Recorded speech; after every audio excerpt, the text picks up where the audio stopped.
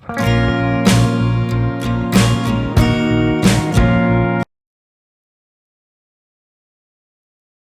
Friend, इस video में हम एक शीट से दूसरी शीट जो है वो डाटा को ऑटोमेट करेंगे मैक्रो का इस्तेमाल करके। इसके लिए हमने सबसे पहले एक फॉर्म बनाया है और ये फॉर्म में कुछ एक फील्ड बनाई है फॉर्म, और यहाँ पे हमने इनपुट दिया है। ये सिंपल सेल्स है, अभी हमने इनपुट दिया है एंड जब हम सबमिट पे क्लिक करेंगे तो हमारा जो डाटा है वो ऑटोमेटिकली जो है हमारी दूसरी शीट में ट्रांसफर हो जाएगा। तो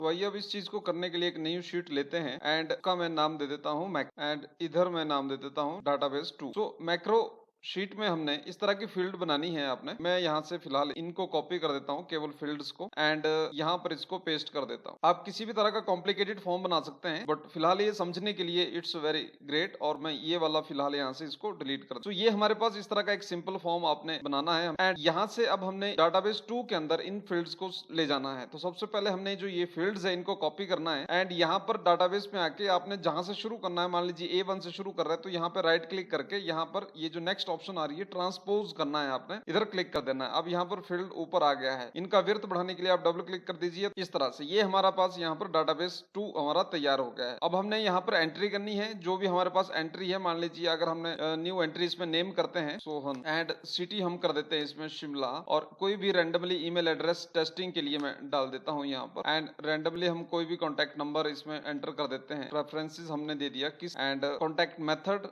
कैसे कांटेक्ट किया है यूजर ने, वेबसाइट फॉर्म। ये कुछ एक डाटा सैंपल डाटा है। अब हम ये डाटा को डाटाबेस 2 में ले जाएंगे। इसके लिए हमने क्या करना है कि जब हमारा ये डाटा एंटर हो जाए तो हमने फिर डेवलपर टूल अगर आपके पास ओपन नहीं है, अगर ऐसा स्क्रीन पे नहीं आ रहा है, तो फाइल ऑप्शन पे जाके यहाँ से आप ऑप्शन पे जाना है और ऑप्शन से आप यहाँ पर कस्टमाइज रिबन पे जाके यहाँ पर आपके पास ऑप्शन आ रहा है डेवलपर, और ये वाला आप चेक मार्क करना है एंड देन ओके। इस तरह से आपके पास ये ऑप्शन ऊपर आ जाएगा। अब यहाँ पर पहला ऑप्शन है रिकॉर्ड मैक्रो, इस पे क्लिक करना है और मैक्रो को नाम देना है। तो मैं इसको मैक्रो 2 देता हूं and user data, macro 2 user data करके एक नाम दे दिया। इसमें स्पेस नहीं आपने देना है बीच में, एंड देन हम इसको ओके कर देंगे। अब आप ये सिलेक्ट करना है एंड कॉपी करना है। कॉपी फर्स्ट टाइम हम कर रहे हैं ऑटोमेट करने के लिए, क्योंकि हम मैक्रो को रिकॉर्ड कर रहे हैं। आप देखिए यहाँ पर रिकॉर्डिंग चला हुआ है, अभी स्टॉप रिकॉर्डिंग का साइन आ रहा है और यहाँ भी आ रहा है। आप डाटाबेस 2 में जाएंगे, यहाँ पर हमारे को ये चाहिए, बट फॉर द रेफरेंस के लिए ताकि ये पूरी शीट में आए तो हमने टॉप पे थे, यहाँ से डाउन एरो प्रेस करना है कंट्रोल के साथ, एंड कंट्रोल के साथ ही लेफ्ट करना है और फिर कंट्रोल के साथ फिर ऊपर आ जाना है। नाउ यहाँ पर नेम आ गया। अब यहाँ पर यूज रिलेटिव रेफरेंस पे क्लिक करना है। उसके बाद हमने नीचे वाले सेल पे क्लिक करना है जो A2 है, और यहाँ पे आके हमने फिर इसको जो है इसको ऑफ कर देना है। नाउ रिकॉर्डिंग अभी जारी है। अब हमने डाटा को पेस्ट करना है, तो यहाँ पर सेम ऑप्शन आपने यूज करनी है ट्रांसपोज। इस तरह से आपके पास डाटा यहाँ पर आ गया है एंड वापिस आते हैं मैक्रो पे और इस डाटा को हम डिलीट कर दें, यानी कि हम चाहते हैं कि जैसी एंट्री हो जाए फिर यहाँ से डाटा हमारा डिलीट हो जाना चाहिए। तो हमने ये डिलीट कर दिया और अब हम स्टॉप रिकॉर्डिंग पे क्लिक करते हैं। हमारा जो मैक्रो है वो रिकॉर्ड हो चुका है। अब हमने बटन बनाना है यहाँ पर। उससे पहले हम डाटा को टेस्ट भी कर सकते हैं बटन बनाने से पहले। इस तरह से देखिए यहाँ पे लिख दिया हमने जय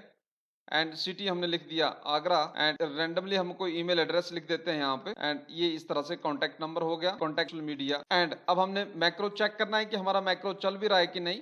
तो मैक्रोज पे जाना है और ये मैक्रो 2 यूजर डाटा है, इसको हमने रन करना है। जैसे हमने रन किया यहाँ से डाटा ट्रांसफर हो चुका है एंड डाटाबेस 2 के अंदर A3 के अंदर डाटा इस तरह से यहाँ पे हमारे को डिस्प्ले कर रहा है। अब हमने मैक्रो को बटन बना के या कोई भी हम टाइटल दे सकते हैं, तो हमने इसमें जो बाय डिफॉल्ट ऑप्शन है वो यूज करनी है। डेवलपर टूल में यहाँ पर आपका इंसर्ट कंट्रोल आ रहा है, इंसर्ट कंट्रोल पे आ रहा है बटन फॉर्म कंट्रोल। तो यहाँ पर हमने एक बटन बना दिया एंड जब हमने बटन बनाया तो ये हमारे से डायलॉग बॉक्स ओपन हो रहा है, हमारे से पूछ रहा है कि आपने ये बटन लिया है तो इसका एक्शन क्या होगा, जब कोई इस पे क्लिक करेगा तो क्या होगा। तो हमने क्या इसको दिया है कि मैक्रो 2 यूजर डाटा की जो डाटा यहाँ पर एंटर हुआ था, जो रिकॉर्डिंग है उसके अनुसार वो जो है इसमें असाइन हो जाए। तो हमने ये ओके कर दिया। हो गया। अब हम ये बटन 2 को हटा देते हैं डिलीट प्रेस करके कर्सर के बाद, और यहाँ पे आपने नाम दे दिया सबमिट। तरह से आपके पास आ गया। देन आप लाइन पे क्लिक करें, इसको हम बोल्ड कर देते हैं लाइक दिस, एंड बोल्ड पे क्लिक करना है एंड इसको आप अगर अलाइन करना है आप इसको और अलाइन कर सकते हैं, एक्सपेंड कर सकते हैं इसको, एंड इस तरह से हमारे पास आ गया। इस तरह के हम किसी भी प्रकार के बटन्स बना सकते हैं, डाटा को क्लियर करने के लिए बना सकते हैं। बस यहाँ पर बटन आ चुका है। अब हम इसको टेस्ट करेंगे। मैं एक दोबारा डाटा यहाँ पर एंटर करता हूँ। ओके। इस तरह का कोई भी आपके पास यूजर डाटा फॉर्म हो सकता है, कस्टमर का डाटा हो सकता है, सेल्स डाटा हो सकता है, तो आप उसको कैसे ट्रांसफर कर सकते हैं मैक्रो के थ्रू, वो हमने देखा। अब हमें सबमिट पे क्लिक करना है। जैसे हमने सबमिट पे क्लिक किया हमारा मैक्रो रन हो गया, क्योंकि वो जो रिकॉर्ड मैक्रो जो था वो उसको हमने असाइन कर दिया था सबमिट के साथ। अब हम डाटाबेस 2 में जाते हैं हम यहाँ पे देखते हैं कि यहाँ पर एमिली लिख के आ रहा है। ये ईमेल एड्रेस का बॉक्स हम थोड़ा सा एक्सपेंड कर देते हैं इस तरह से, एंड ये हम देख सकते हैं कि हमारा जो डाटा है जो हमने दोबारा एंट्री की वो आ गया।